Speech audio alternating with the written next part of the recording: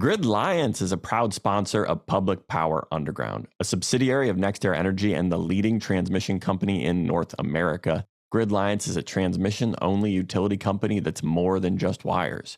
With operations in 3 regional transmission organizations, Grid Alliance works with electric cooperatives and municipal utilities to create collaborative solutions that integrate renewable energy and improve the reliability and resiliency of the electric grid.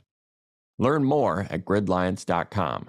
That's gridliance.com. We started in hard times to bring us all into the laughter through thick and through thin for public power enthusiasts without and within.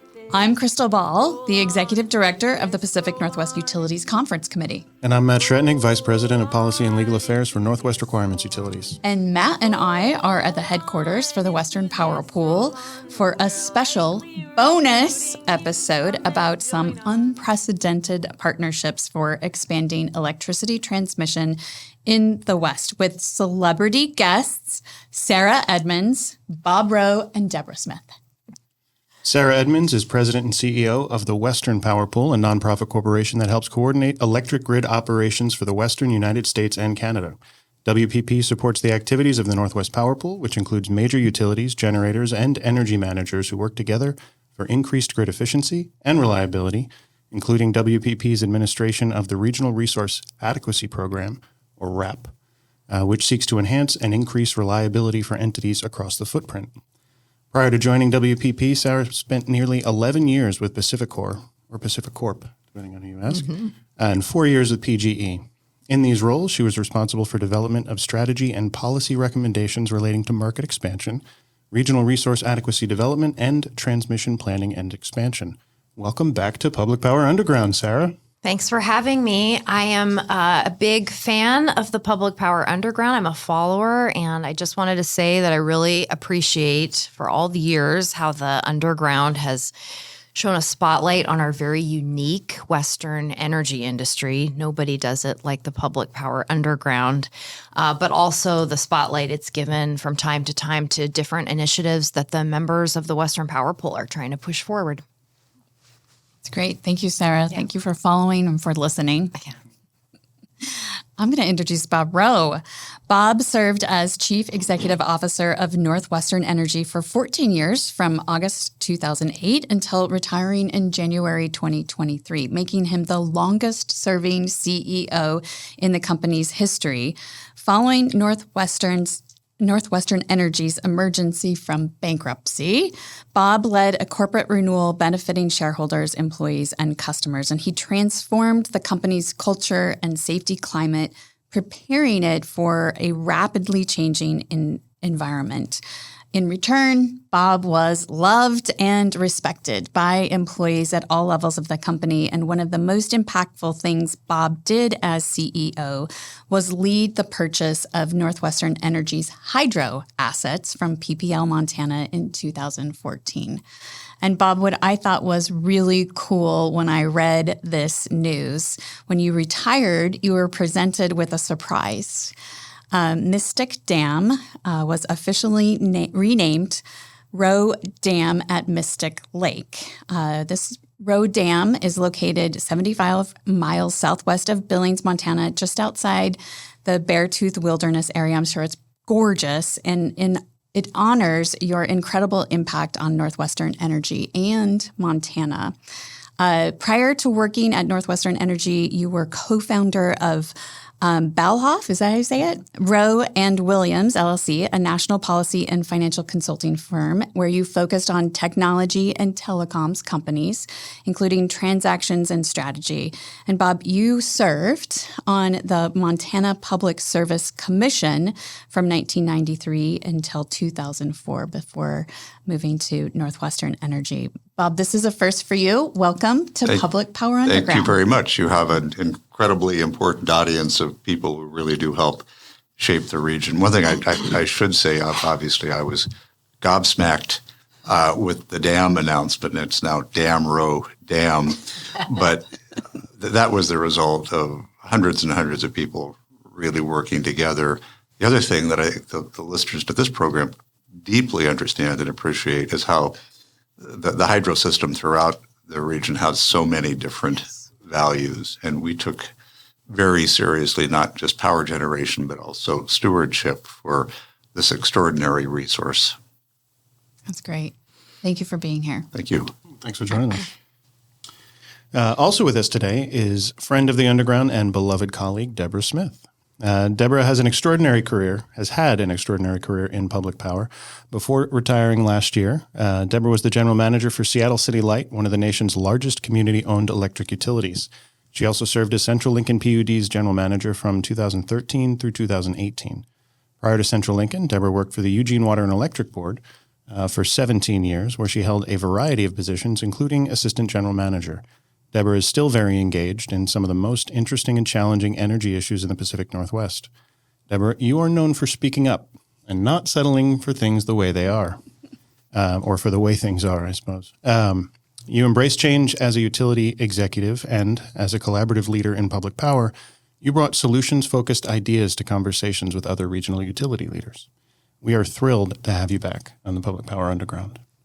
Thank you. Thanks, Matt. Thanks, Crystal. And I'm excited to be here with my colleagues. And I wanted to say one thing, though. I agreed to do this, but I didn't understand that the title included the word unprecedented, which I thought we had all agreed not to use ever again after the pandemic, and yet here we are. So I didn't know that rule. What, you didn't sign on for that? No. It's just tempting the gods. I do think, though, in fairness, I probably would choose a different word. And yet, I do think the rate of change that we are experiencing in this industry right now is crazy. I've been in the industry, as you just said, almost 30 years. And, I started right when Bonneville had opened its contracts and you were allowed to go elsewhere. And so I worked at EWEB, and we had five-year contracts with other resource providers. And everyone said, that was when we were seeing huge changes across the country in terms of deregulation and customer choice, and all of those things happened. And we thought that was a lot. Unprecedented. We thought that was unprecedented. And now here we sit 30 years later. And I don't think anyone would disagree that we are in a tunnel, and we're going to come out of it at some point. But I don't know, and I sometimes ask this question, I don't know how far we are in that tunnel. And I think none of us really does. I think if we went around and asked everyone, we'd all have a slightly different answer. So I think the only way we are going to get through that tunnel is by working collaboratively together. And I think Public Power Underground has done a real service in bringing folks together and helping to kind of fuel that collaborative spirit of the West. So thank you. And find out what the light at the end of the tunnel is, right? There is light. Is it a train? Is it the end of the tunnel? Thank you, Debra. Paul is on vacation, so I get to open the episode this week. On Public Power Underground, we talk about the energy transition trifecta of electrification, markets, and people. Today, we're going to ask Sarah, Bob, and Debra to explain their theory of change to expand high-voltage, long-distance transmission in the West. Specifically, how and why they think the initiatives they are leading are different and will result in meaningful change in the West. Sound good? All right. I have the first prompt. Let's get started. And Sarah, I'm going to start with you. The Western Power Pool is facilitating a West-wide, emphasis on West-wide, effort to develop an actionable transmission plan to support the needs of the future energy grid. But before we dive into describing the Western Transmission Expansion Coalition, aka WestTech, please share your perspective on the reality of Western transmission infrastructure today and what the electricity transmission network of the future needs to look like. Yeah, thanks, Crystal. So it helps to talk a little bit about the origins of WestTech if we want to get at why is WestTech a potential solution for some of the frustrations of the current reality. And I think that really started with some conversations with WPP members. That's where our best ideas come from, our members. And in those conversations, it was a common frustration that's beginning to be heard really around the West, around the country, that when we're looking at the challenges of our energy future, we're looking at reliability challenges on the big grid. We know that transmission is part of that solution. It doesn't need to be the whole solution, but it is definitely an integral player. And we haven't done enough in the transmission space to address reliability when we see a lot of changes on the system, a lot of extreme events. We have affordability issues where we can't get the most economic resources to load centers. We also just in general have challenges getting new resources on the system. And so out of these conversations, this idea of a different approach, one that kind of responds to these frustrations about the existing processes that we have for transmission planning in the West, was born. And that idea was WTEC. And the idea here is that we take a West-wide approach. You're talking about transmission assets. They function as an integrated whole. And if you look at the way the West has been serving load lately, especially as we're riding through some really extreme events and challenging times, you can see far-reaching parts of the West helping out another region of the West all the way across the Western grid. And I truly believe, and a lot of people do, that the transmission system needs to reflect that integrated nature of the asset class, but also to really tap into that resource diversity that we've really been trying to leverage as much value as we can in the last 10 years or so out here in the West. So WTEC, 20-year look. Yeah. So it's future looking. It's scenario-based planning, so different ideas about that future 20 years. It will have a 10-year look as well. That will be the kinds of transmission solutions that are more feasible to achieve in a 10-year scope. In a 20-year scope, you're going to see those bigger interregional, intra-regional transmission projects be identified. At the end of the day, we're hoping for a actionable transmission study. And what we mean by that is a little nuanced. We are not addressing permitting. We are not addressing cost allocation in WTEC. We are removing those aspects from this approach. It really frees us up to be strategic-minded, to be as creative as possible.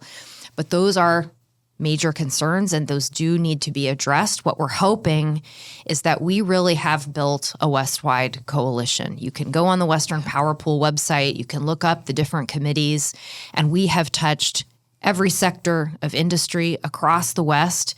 We have worked with states. We are currently working on tribal engagement. Mm-hmm. We have a lot of interest in the room from all sectors of industry. At its heart, this is an industry-led effort. Those have been fairly successful in the West. And what we're hoping is, at the end of the day, a WTEC transmission study is this solid foundation that brave individuals who are willing to take on who pays, how to permit, can use this study as their backing to help fortify them in all of those difficult conversations yet to come. Yeah. Sarah, you've really described what you hope to accomplish with WTEC. And so I think that means that what we have now doesn't look like that.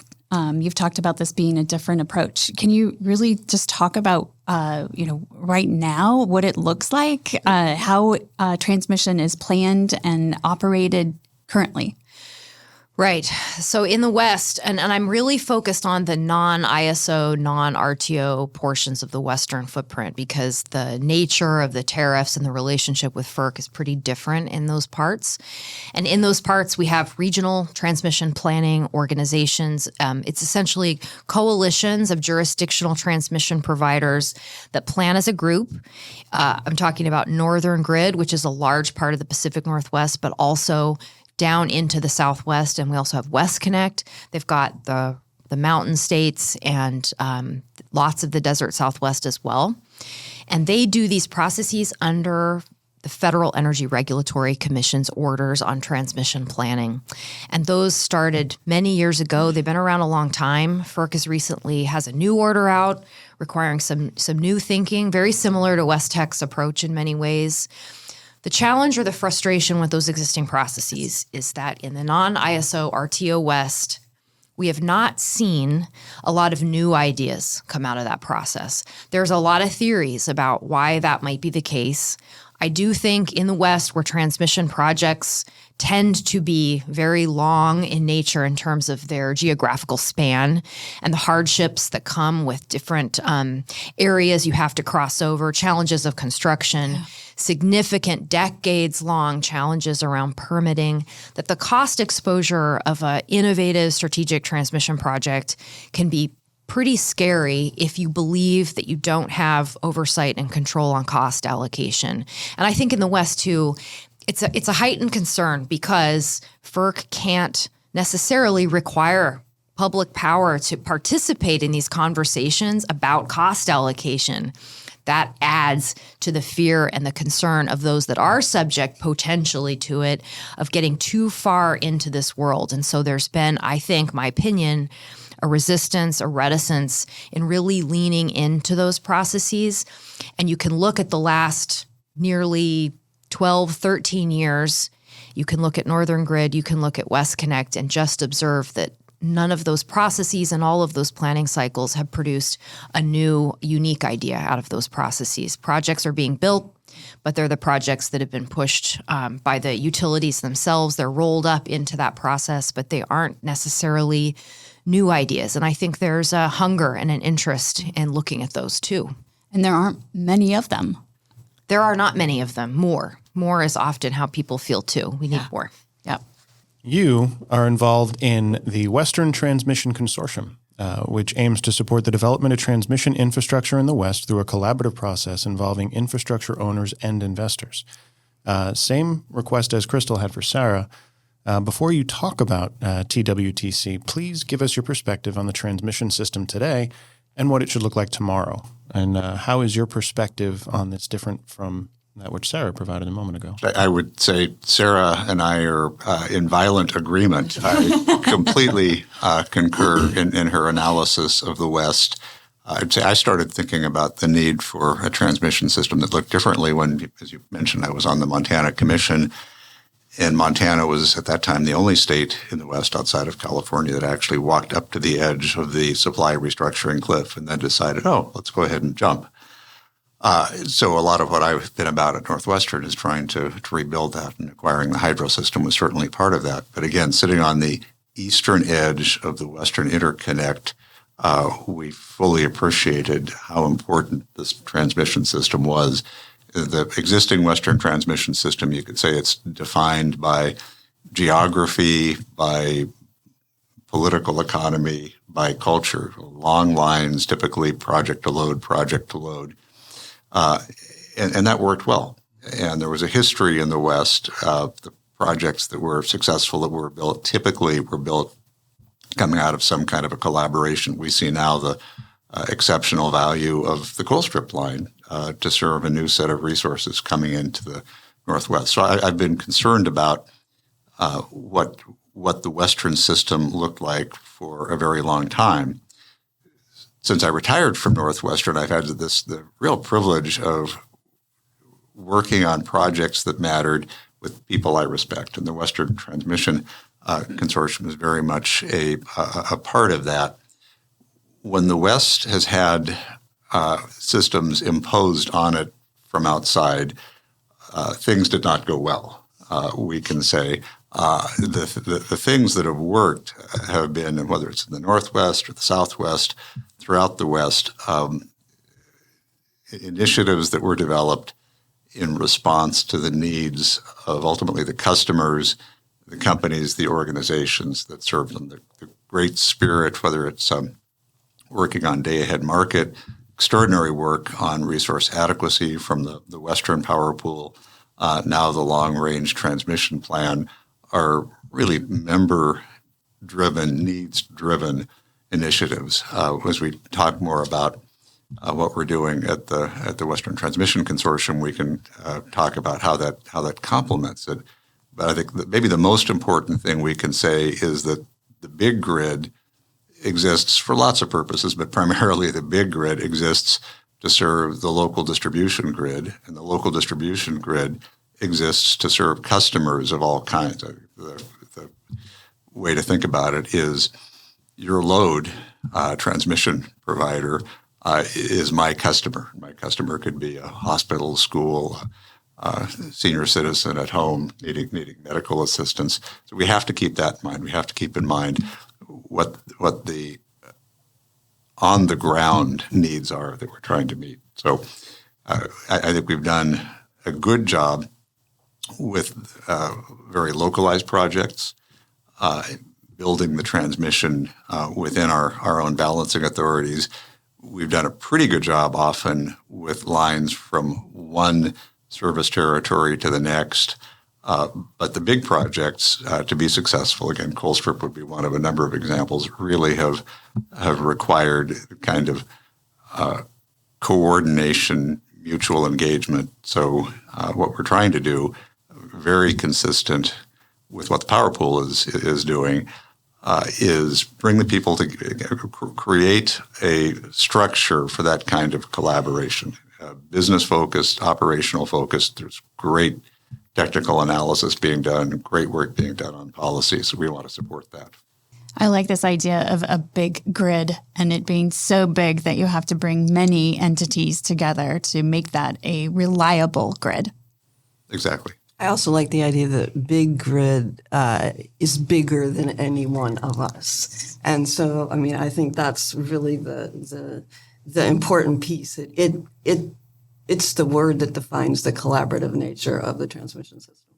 And when I think about the customers that you've served, small communities on the coast to Seattle and Eugene in the middle, you've kind of lived through all aspects of customer service and see the needs very directly. And recognizing I think one of the words that I've heard Sarah use to great effect previously is the need for incrementalism in the West, given the point that you made about generally we react pretty poorly if something is imposed upon us. Recognizing that up front, I think, serves a pretty solid foundation going forward. Some of us have been around long enough to remember standard market design, for example. SMD. Yeah. Deborah,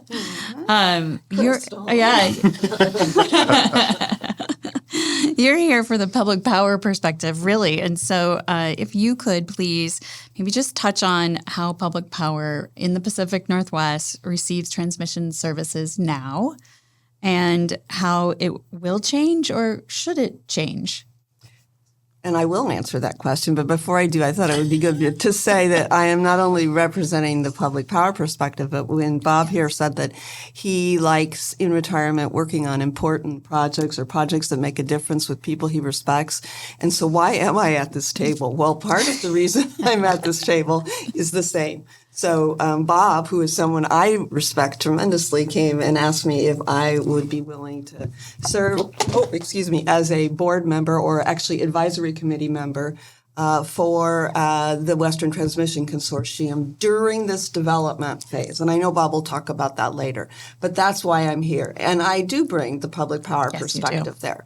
So what do I think? So right now, public power receives its transmission primarily exclusively through Bonneville. And even in those instances where Bonneville can't serve directly, Bonneville is the one who actually contracts with the third party to provide service to its customers. So, you know, we have two kinds of transmission that people can receive. They can be a network customer where Bonneville kind of takes care of them.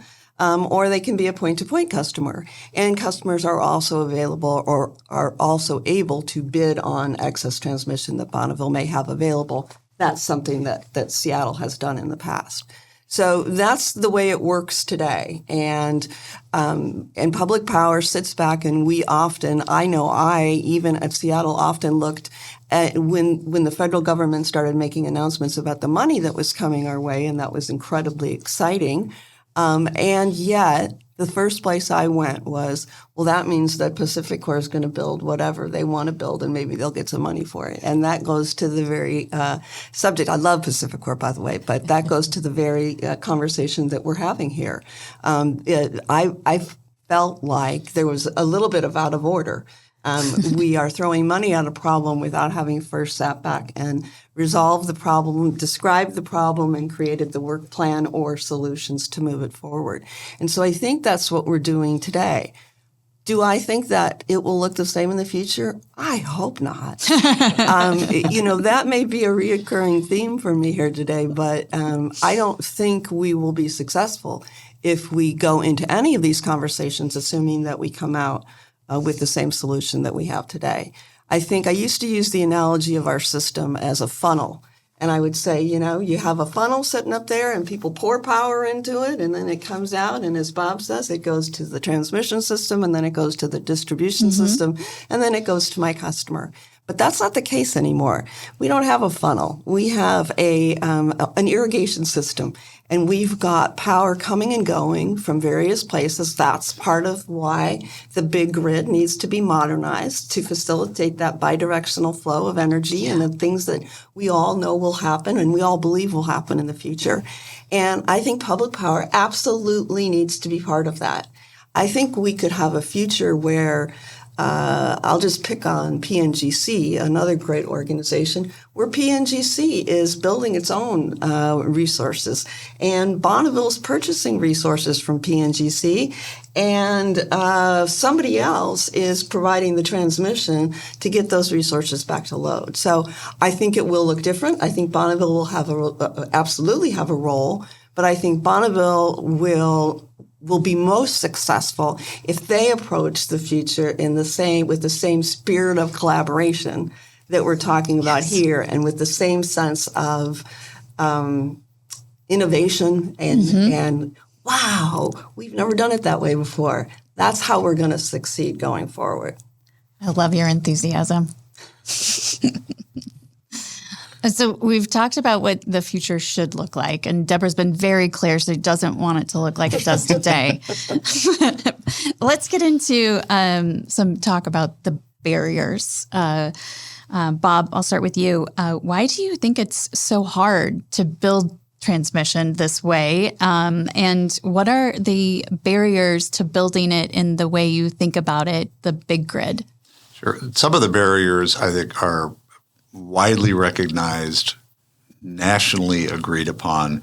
Some of them are much, much more regional. Obviously, permitting and siting, there's national recognition.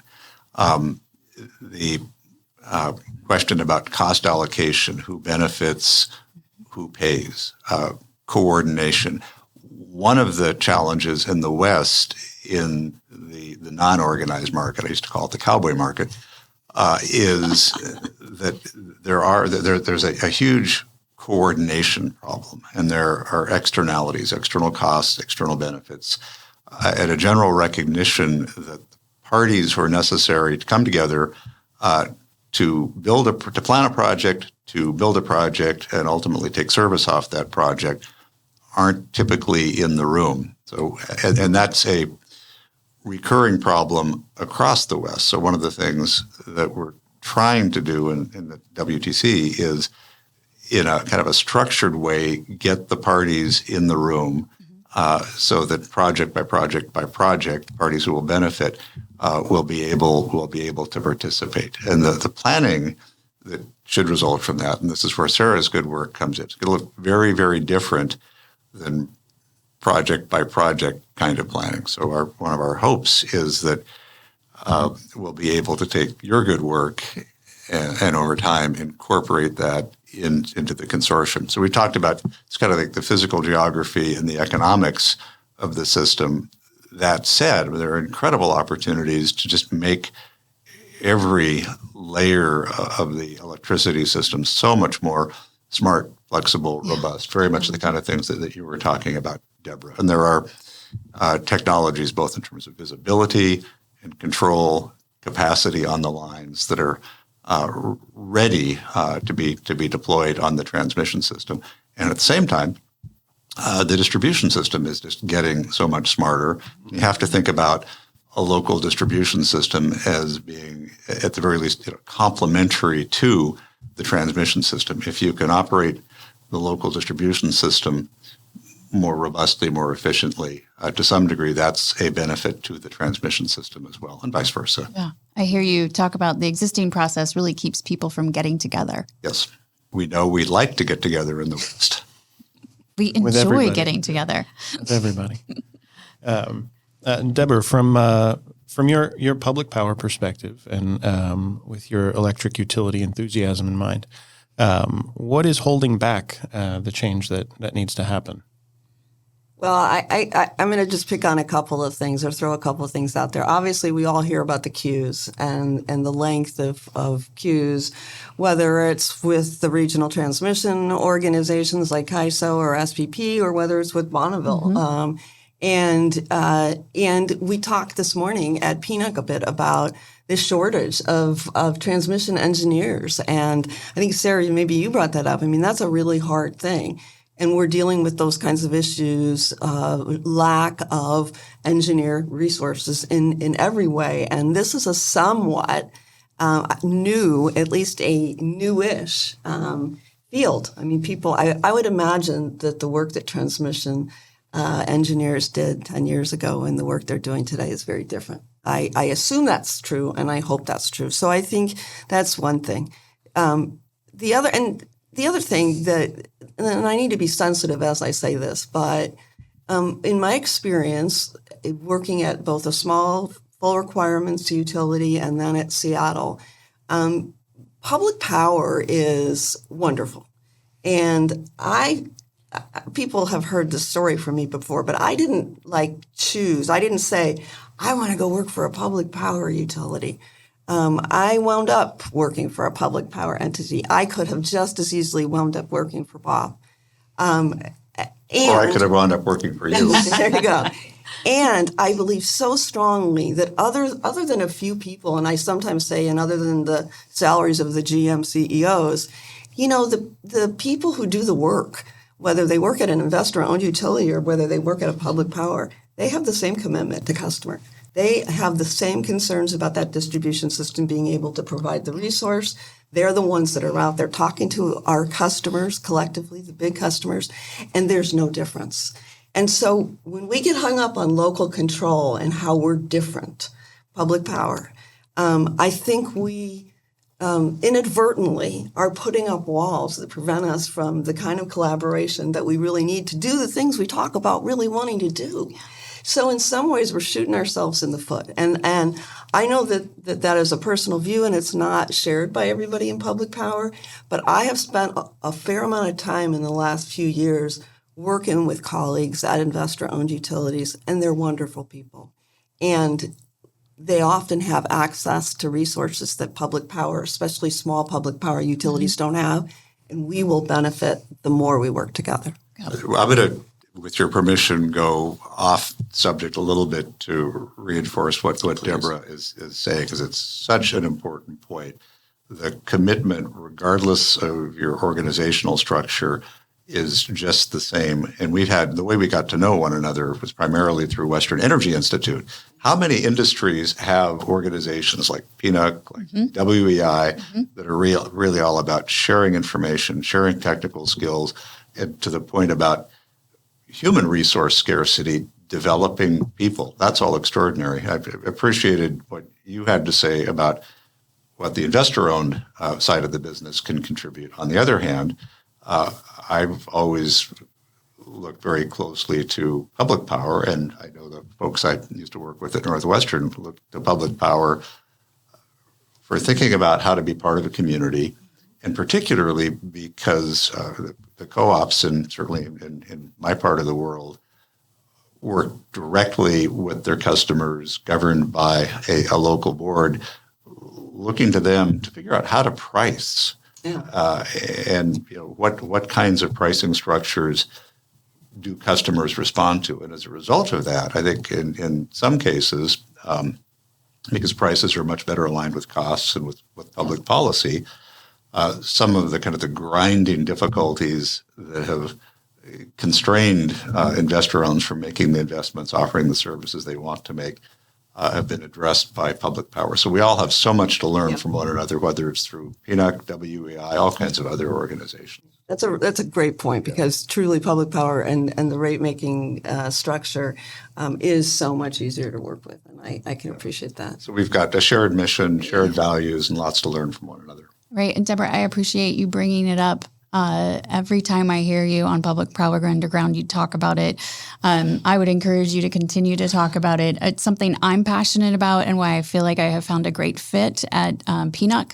It is the place where we bring the investor-owned utilities and the consumer-owned utilities and industry partners together. We have to keep doing that, and we have to learn from each other. That same principle is the foundation of most of the programs we run at the Power Pool, right? Exactly. And that's why you succeed. No, I feel like I'm the only one without a plug. Those Northwest Requirements utilities. Hey, I plugged you today. You did. I appreciate it. Sarah, you bring years of experience from working at 2 investor-owned utilities, what we were just talking about. And you are known for your exceptional facilitation skills. What do you think is standing in the way of expanding the transmission system? Yeah, so we've talked about some of these already, but the 3 Ps of transmission. So we've got the plan, who pays, permitting. And we've talked about a bunch of these, but a lot of times you have to solve hard problems, but you can't solve all the problems, but maybe you pick the one that's in your wheelhouse. And so for the Power Pool, our mission really being grounded in getting the most value out of coordinated operations and planning, whether it's contingency reserve sharing or resource adequacy program. That's the where we go back to time and time again. And so for us, the plan is the part that we can tackle, and that's what WestTech is trying to do. Again, so many Power Pool members, so many regional partners, our stakeholders that we've included from the very, very beginning. A great relationship and a coordination with Western Interstate Energy Board, so a connection to states, state commissions, state representatives, we hope, work with tribes and tribal engagement.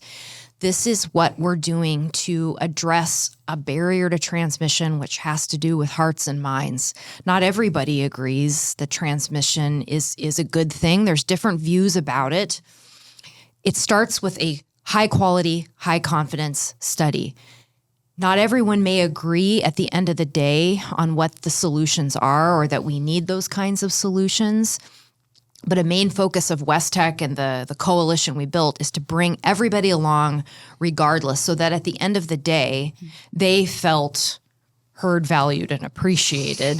They felt like they had an opportunity to put all their views into the study, and so that at the end, they recognize what's in there, they understand what's in there, and then these very difficult next steps having to do with the other Ps, permitting, pay, would hopefully be easier. They might be more well understood. There might be more groundwork laid because WestTech brought so many people along with it. On permitting, that's a really tough one. That's not in my wheelhouse. State action, federal cooperation, there's got to be something there. And I know there continues to be initiatives and rules and different efforts in that regard. And then that last piece, paying, that's what the WTEC is trying to solve through a philosophy or a principle of flexibility, which I really appreciate. And it's the last thing I wanted to comment here as a barrier I mentioned before. Cost allocation, the idea that you would receive a bill for your portion of a transmission project because of some rule or some tariff that you didn't feel you had much control or risk mitigation over. That's a real barrier. The West, and Bob, you said this, has responded much better to flexibility than it has to mandates. The West proves itself when it designs solutions that fit itself for itself. That's what WestTech is trying to do. I'm hoping that the proof of whether or not WestTech did the job that it needs to do is that we'll see entities, groups of companies out there trying to push these projects and pointing to the WestTech study as the reason, as a justification. And then we've brought some people along. But I do think that's really the core. It's cost allocation is scary. It's really hard, especially in the West. And the 3 Ps. And WestTech being focused on planning. Yeah. Yes. Yeah. But aside from those 3 things, it's simple, right? So simple. Well, I do like to say the plan is the easy part. Yes. We're not trying to say the plan is so hard. It's going to take 2.5 years, and that's a lot of work. And Debra, to your point, the quality of the technical analysis is really, really cutting edge. We're trying to do some really great thinking there. So happy to have Energy Strategies as our independent consultant in this area, doing great work for us. And they will continue over the next 2.5 years. It's a lot, but it's really all the stuff that comes afterwards. That's the hard part. challenging. Yeah. Happy to call it Keegan on that. He's been phenomenal. Yeah. That's right. You're part of the Regional Engagement Committee, Matt. Thank you for doing that. Sarah, I like how you define success. And it's pretty simple that this effort result in transmission getting built. The study is designed in a way not to address detailed cost allocation or to identify parties that should pay, but it will have granular information about benefits and costs. So it's giving you the starting point for what I hope will be a very productive way of making it happen. And TWTC is one of those ways. There's other ways to do it too. But what I love about it is that it is a very Western kind of approach where you're inviting willing parties to come to the table and you're asking them to tell you what do they need out of it, what is their risk tolerance, and you can kind of figure that out.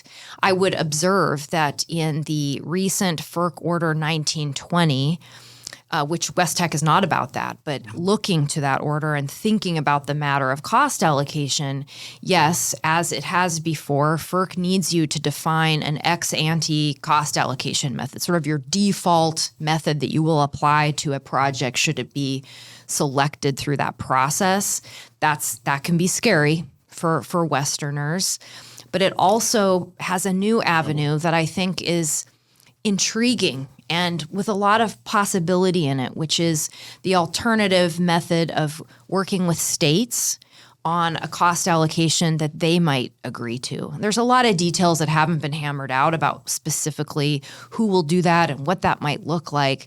What I appreciate about it is that, especially in non-ISO RTO part of our footprint, what the states think about your transmission project and what they will do at the end of the day when you go in for cost recovery, the buck really does stop with the states. And so this sort of elevated role for them to kind of do their own negotiation process, I think is very promising. And to me, it's not scary. It's sort of interesting and intriguing. And there's a lot of maybe ability to find a way that a proposal like a WestTech project with a TWTC kind of business model around it could fit in very well with a process that also includes, how states are going to react to that. And the final thing I'd say there is the order is clear that the door is wide open for any other parties, public power, to voluntarily participate in those kinds of discussions. And to me, that's maybe the avenue of how you get everybody at the table, because it doesn't happen unless everyone at least came to the table. Right. There's a big difference between saying no on the one hand and saying yes and on the other. Exactly. And I think the FERC does not build transmission, period. The region, the parties in the region will build the transmission. As I look at the order, exactly as you said, if the region, parts of the region come together, come up with a better approach, I think the door is absolutely wide open at the FERC. So it's a huge opportunity. And I think what you're doing, what we're doing, ultimately can be fully aligned with all of the cost allocation questions. So I understand kind of the tendency to push back. I completely get that. But I'd much rather focus on the good things that so many people are trying to do within the region. One of the things I think about a lot is the difference between kind of a technical problem and an adaptive problem. A technical problem, you've got your project management. Adaptive problem is change management. Mm-hmm. Technical problem, you agree that there is a problem to begin with, and you work through, you just engineer your solution. The adaptive problem, you probably have to do some work before there's even recognition that there is a problem. And I think now, finally, there is broad regional recognition that there is a problem. We had to wait to, And And I think we can read your lips. Finally. I think the adaptive solution too, the adaptive piece of that is what drives the value from the scenario planning that you're doing. And so I think if you weren't taking that approach, there would be a big loss. And I think about that from a relicensing perspective. When I was in Seattle, we were relicensing one of our biggest projects. And, we are all in this place now, adaptive management. How are we dealing with climate change when we think about, and even in transmission planning, that's going to be important when you think about it at a national level and you think about seas rising and other things. So it's kind of crazy. And a long timeline. Yes, so you have to think about it. You have to, because, No. Sarah, we're sticking with you. Really, you've already talked about it, but we want to hear more clearly your theory of change and why you're confident that what you're doing right now is really going to result in some change. Yeah, I think it's about who you bring with you and how you make them feel about the process that they're in. I made this observation recently that in the past, the way that we do transmission planning, and I totally understand, I've worked for investor-owned utilities, jurisdictional transmission providers, I get it. But typically, the ones running the analysis and the ones sitting around the table making the big decisions are those transmission owners. That's kind of the sort of the standard way that we've approached the problem statement. WTEC is just fundamentally different. It poses a lot of challenges, as Crystal well knows, because you are such an amazing partner to me in wrangling all the committees and getting people on the same page. We have 3 really important, large committees. We have a steering committee making decisions, guiding the way. We have a regional engagement committee. Thank you, Matt, for being on that one. It's sector-based. It's an advisory committee on all aspects of the study approach. And we have a very skilled technical task force that we call the WAT. And these 3 committees interact. They iterate multiple versions of documents going back and forth between them all the time. The committees themselves are, if you go to our website and check out the rosters, that's probably the best way to tell that story. Just look at the page. But we've got, as I said, all sectors of industry, liaisons with states, tribal representatives. We have public power. We have investor-owned power. We have public interest organizations. We've got environmental interests. We've got consumer advocate representation. We have worked so hard. We have. Not just to get all those sectors in there, but to reach into parts that I'm less familiar with, the desert Southwest, the mountain. We can always do more there. This is my pitch to say, I think there's room for improvement in WTEC representation in that part of the West. We're very open to that.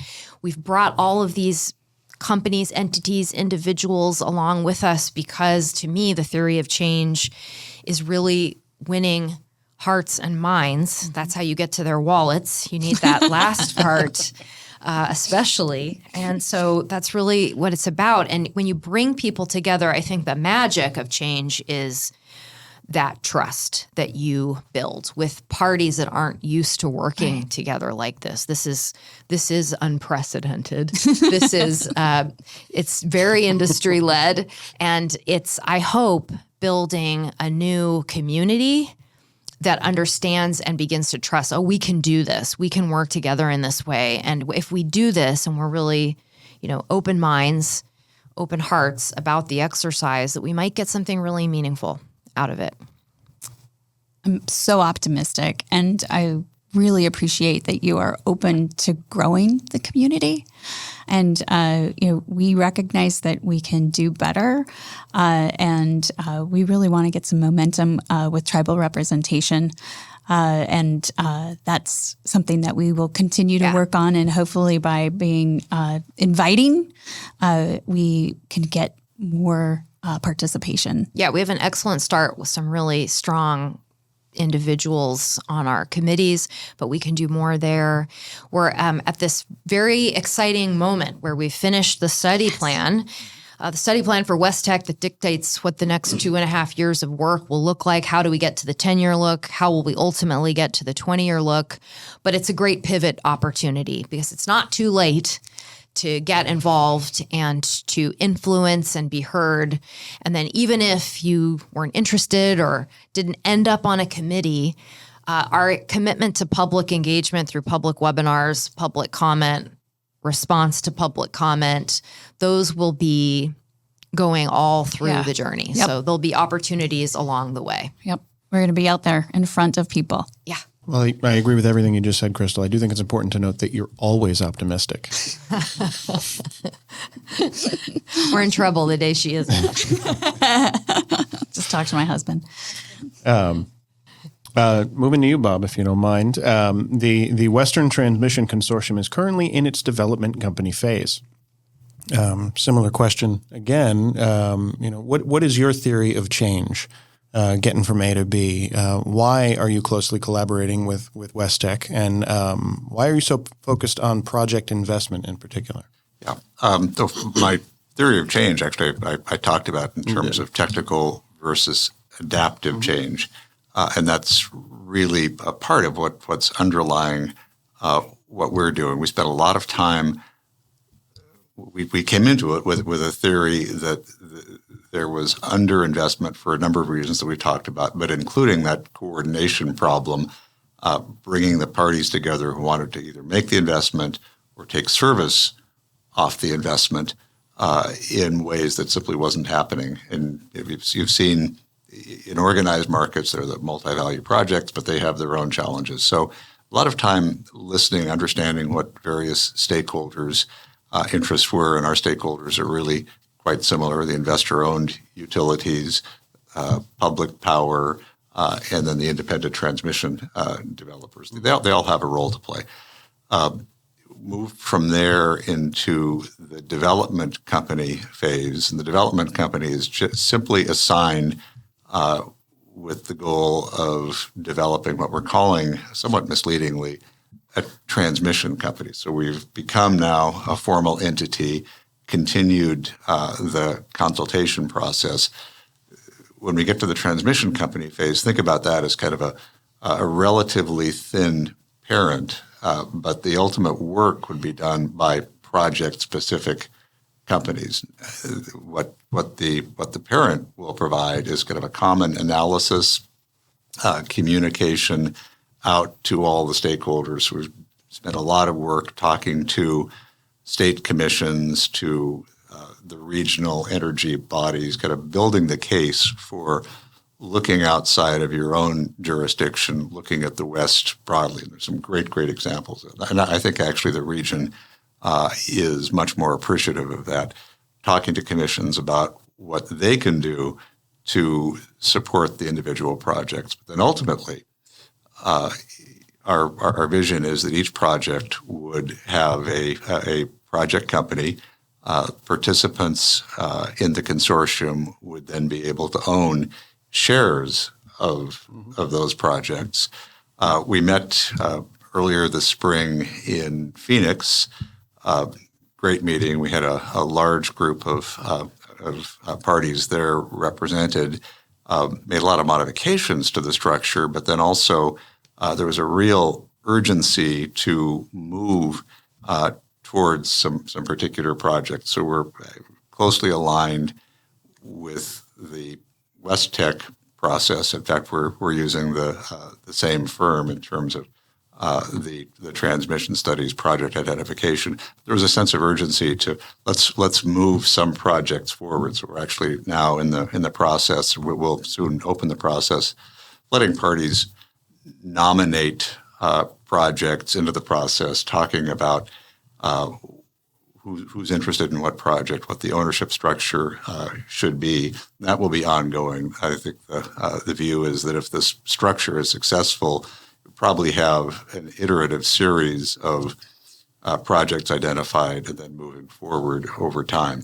So it's a relatively light structure. Again, it's not policy-oriented. It's focused on creating a situation where parties can actually make the investments in the specific projects, taking a coordinated approach to project development, dealing with those pain points, and those are exactly the right pain points, and then moving forward, but aligned with where the region is going in terms of needs assessment, policy development. A key part of all of this has been, as Deborah said, an advisory committee, very active, meets multiple times a month, and very representative of interests and parties around the region. Actually, maybe you should talk a little bit about your colleagues and what you all have been doing. Yeah, it's an active group. We meet every other Friday. Ray and Bob and the other members of the team keep us well informed. We communicate regularly, and we have former regulators. We have, I'm representing Public Power. We have another ex-general manager from Rocky Mountain Power who represents the other side of the equation. And I think it's really, we've been meeting now often enough that we've come together, and it's actually a pretty fun group. It is. Yeah, because I think it's fun, because people are excited about what they're doing. There's a lot of energy in the room when we have the conversations. Yeah. Actually, there's some overlap there again.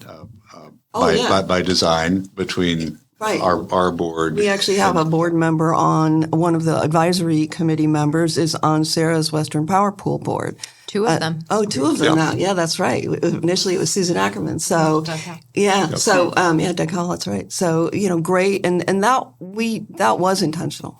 Wanting to make sure that we stay very aligned and joined at the hip as we move forward. Yeah. Susan Ackerman, friend of the Underground. Yes. It used to work for it. In referencing Ray, you're talking about Ray Gifford, who's a managing partner at Wilkinson Barker Neuer Denver law firm. His firm represents primarily investor-owned, also does work with publics. Yep. And he was chair of the Colorado Commission when I was a commissioner in Montana. And our experience together was organizing what turned into a 13-state collaborative to help implement key parts of the Telecommunications Act, if anybody remembers the Telecommunications Act. And that was bringing together a lot of people who had deep reasons to dislike one another, mistrust one another, and to make sure that the other side the other side failed. Here, we've got an opportunity to recognize the incredible amount of shared interest among all different kinds of parties. Deborah, it's great that in retirement you have found a way to stay so engaged in these important issues, and being on the advisory board for the Western Transmission Consortium is one of those. I say it right? Yep. Thank you. Yep. I saw you kind of pause. I know. Did I get the TWTC? Yes. But we want to end with you, and we certainly Public Power Underground, and we want your public power perspective. Help us better understand how public power benefits from the Western Transmission Consortium and how things should change to take full advantage of those benefits. Yeah, and I think it's a great question. And again, it does require looking into the future and imagining things that are different. And, imagining public power or, NRU procuring transmission from the Western Transmission Consortium in order to bring a new resource to your members' load. I think there's a ton of examples like that. I think that we talk a lot. We are in the West, we are in crisis in a way. We've been talking about that, the fact that the newest load forecast that the PNUC put out is scary. And there's lots of things to be scared of, both on the resource side and the transmission side. But we know that there are a lot of projects out there being permitted on the new resource side, and will they have a path back to load? So, I think it has to be different. I think just like we have these independent transmission companies and we have independent power producers, we are more and more a merchant industry, and public power needs to figure out efficient ways to play in that market. Yeah. And maybe that's through Bonneville. Or maybe it's through some of our other organizations, and I don't know, and I think they're all okay. Can I give you my theory of change? Yes, that's what you're supposed to do. I was going to say, having me be last is always a little dangerous, but this is going to be quick. Okay, here's my theory of change. Change is hard. Change can be very good. And I say it that way only because change for the sake of change is never good. That's not what we're talking about. Change just requires a very high level of safety, and that's something I believe in. I believe that people are capable of doing really hard things and making hard decisions as long as we make it safe enough for them. And that's key to who we are as a species. Both of these initiatives, I feel like, are wrapping some of the hardest issues in bubble wrap, if you will, making them a little safer. And just talking about them, talking about cost allocation in a different way, where it is more local and looking at a way that you might streamline it in the future. I think those are examples of where you are both looking to make things a bit safer for people. When you make it safer, you make the change less scary and more manageable. And then we get back into change and adaptive management, which is incredibly important. So we need to be brave. We need to be curious and kind. We need to get comfortable being uncomfortable. And we've all heard that a million times. But man, I mean, I still see a lot of people in our industry, both public power and investor owned, who are trying really, really hard to grow roots right now. Please let me grow roots because I'm pretty comfortable here, and for some, I've been honest and said, I'm thankful that I'm not running a load serving utility right now. I hope that I can find ways to be helpful and to move things along, but it's a crazy time to be in that role. Last of all, we all need to be willing to imagine a future that looks very different than today. And that's my theory of change. I love your theory of change. And I feel like your theory of change is that it's hard, but if people feel supported, then we can do hard things. Yeah. That's it. And it can be fun. Yes, it can be fun along the way. Yeah. Especially with people you respect. Yeah, exactly. And I'm looking around the table, and that applies to all four of you.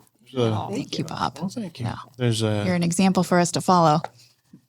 There's a lot of fun to be had. I also like your use of the word safety and the many implications around it. Yeah, it's emotional safety, it's physical safety, and all of those things apply as we look at how we expand the system. The other thing I often will say, just, cute little, I think it was Google or somebody said their mission or their vision was to make life easier.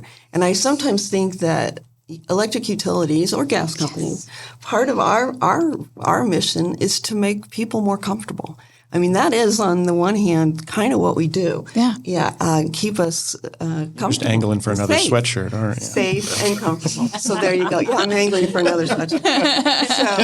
Merch! So thank you. Oh, thank you. Yeah. Really, I feel like this has been a terrific conversation. I have learned so much from doing it, and appreciate you spending the time with us to talk about WestTech and to talk about the Western Transmission Consortium. I really hope that you feel valued and heard and appreciated here on Public Power Underground. We're going to ask for final thoughts. Sarah, start with you. Yeah. I really resonated with your theory of change, Deborah. And the thing I kept thinking about was there's safety in numbers. Yes. And the numbers are all the partners that we're bringing along for WestTech. And I'm so grateful for these partners. I'm grateful to Public Power Underground, PNUC, also Western Electricity Coordinating Council has been a very important partner in this. Energy Strategies, E3, GDS Associates, couldn't do it without them. My wonderful staff at the Power Pool. So wanted to end with my own note of gratitude and appreciation, but also thank you for being here today. Perfect place to do it. Yeah. Bob, final thoughts? This is potentially a dangerous time if we get things wrong. The pressures coming at us, at customers, at policymakers are very real in so many ways. But if you stand back, apply some creativity, and I love that idea of safety plus risk, it's an incredible opportunity to get really worthwhile things done. And I have complete confidence that the people around this table and people with great experience and goodwill in the West can get it done. Get it done to make people feel comfortable. Yeah, great. Thank you. And tiny example I'll end with, just because there was a time we couldn't imagine this, and now we're all experiencing the impacts of it. But I really need to leave now and go to IKEA, where I can charge my Tesla and drive home to Eugene. Now, honestly, that is not something that people were willing to do even 10 years ago. That notion of changing how you think about your time. But it works. Yes. We should have left you at IKEA while we recorded this. Wow. I don't know how to take No, that. you left your car. Your car. And I think that's all we have time for, folks. Matt, do you feel valued and appreciated? Very much so. Thank you. All right. With Paul on vacation, I get to close it out. To our listeners, while you aren't seen or heard, you are valued and appreciated. So roll on, enthusiasts, roll on. Public Power Underground for electric utility enthusiasts, and Public Power Underground, it's work to watch. We started in hard times to bring us all into the laughter through thick and through thin for public power enthusiasts. Public Power Underground is a production of News Data and Seattle City Light. You don't have to be subscribed to News Data's weekly newsletter to get this podcast, but it sure makes the podcast make a lot more sense. The views expressed here are own and not the official views of Seattle City Light, Tacoma Power, S&P Global, News Data, or the organization of the guests also appearing on Public Power Underground. Today's episode was written and produced by Paul Dockery, Almaz Nagesh, Conley Byers, and Farhad Bilamoria, and it's edited and published by the stellar team of Pioneer Utility Resources, with sound mixing by Lucas Smith and video editing by Brendan Delzer. Our theme song, Roll On Enthusiast, was rewritten, performed, and recorded by Aaron Guillory and Ian Bledsoe. You can find Public Power Underground on YouTube, Apple Podcasts, Spotify, or your favorite podcast app. Please share with the energy enthusiasts in your life and give us a rating and review on your app of choice if you enjoyed the content. It helps other energy enthusiasts like us find us. Public Power Underground for electric utility enthusiasts. Public Power Underground, it's work to watch.